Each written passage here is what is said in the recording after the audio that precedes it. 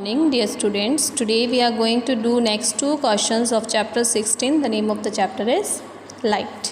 ठीक है, question number 12 तक हम कर चुके हैं. आज हम क्वेश्चन नंबर 13 एंड 14 करेंगे. क्वेश्चन 13 बोला है, what is the angle of incident of a ray if the reflected angle of an angle ray is at an angle of 90 degree to the incident angle. Incident angle के साथ वो 90 degree पे है. तो हमें पता है कि इंसिडेंट और रिफ्लेक्टेड दोनों इक्वल हाफ में डिवाइड होते हैं. तो 90 को जब हम 2 से डिवाइड करेंगे वी विल गेट 45 डिग्री, है ना. तो मतलब 45 डिग्री के वो एंगल्स होंगे, इक्वल वो डिवाइड होंगे. तो हम इसको कैसे करेंगे, लेट्स सी. देखो यहाँ बोला हुआ है, here the angle of reflection is 90 degree. As we know according to the laws of reflection that angles of incidence is equal to angle of reflection. जो इंसिडेंस होता है आई जो होता है वो आर के बराबर होता है, ठीक है ना.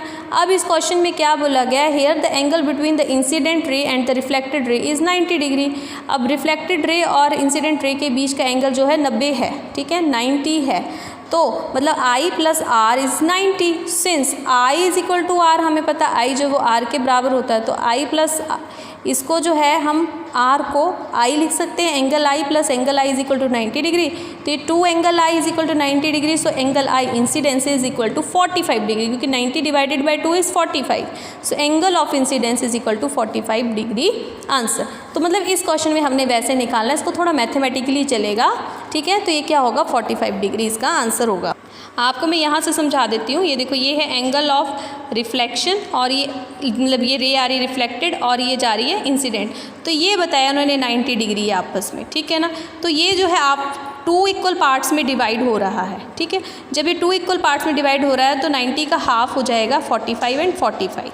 Let's move to next question. Question अगला हमारा क्या बोल रहा है, how many images of candle will be formed if, एक कैंडल की कितनी इमेजेस फॉर्म होंगी if it is place between the 2 parallel planes.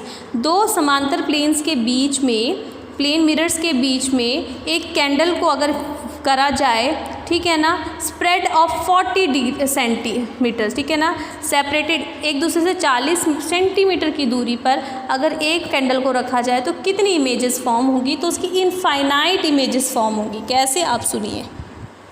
Question में है, here mirrors are placed parallel to each other 40 centimetre apart. एक दूसरे से 40 centimetre की दूरी पे है, इसलिए, ठीक है, the infinite number of images will be form. Infinite images form होंगी इस वजह से, ठीक है. So today will do question number 13 and question number 14 in your notebooks. Till tomorrow take care, stay healthy, stay safe. Good bye.